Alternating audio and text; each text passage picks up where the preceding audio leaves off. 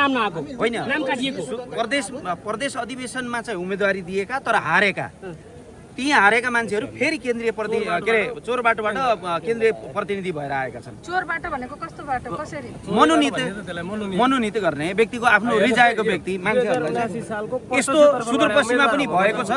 तर हामी चाहिँ के भएको भने हामी चाहिँ यो पार्टी अरू पार्टीभन्दा फरक हो भनेर लागिरहेका छौँ होइन। तर यस्तो हो भने चाहिँ अलि नराम्रो कुरा हो नि त।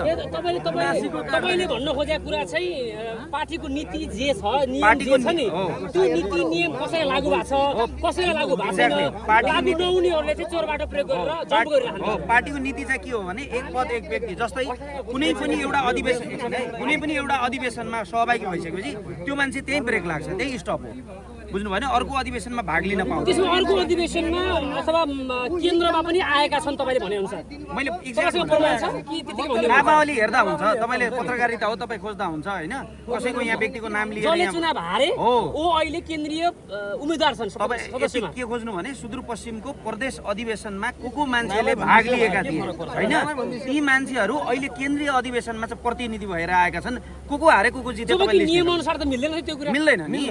एउटा अधिवेशनमा भाग लिएपछि त्यसको यात्रा त्यही स्टप हो। अर्को अधिवेशनमा भाग लिन पाउँदैन। यो क्लियर कुरा हो। पार्टीको एकदम क्लियर विधान हो यो। तपाईले पार्टीलाई भन्नु भएन सिधै मिडिया हामीले त हामी भन्दा अघिल्ला नेताहरूलाई भनिरहेको छु होइन। कसरी सुन्नु भन्ने ल भन्नु यी अघिल्ला अधिवेशनमा कञ्चनपुर क्षेत्र नम्बर 1 बाट जेन्जी कालमै हुँदा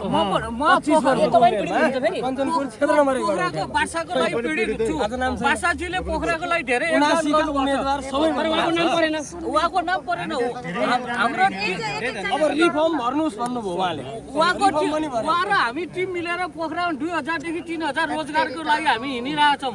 उहाँलाई हराउनु भयो यो चलखेल भयो। 2000 देखि हराउनु भयो होइन नाम आएन भन्ने कुरा हारको जित्तो कुरा भएको पोखराको गण्डकी प्रदेशको अधिवेशनदेखि उहाँलाई बेमा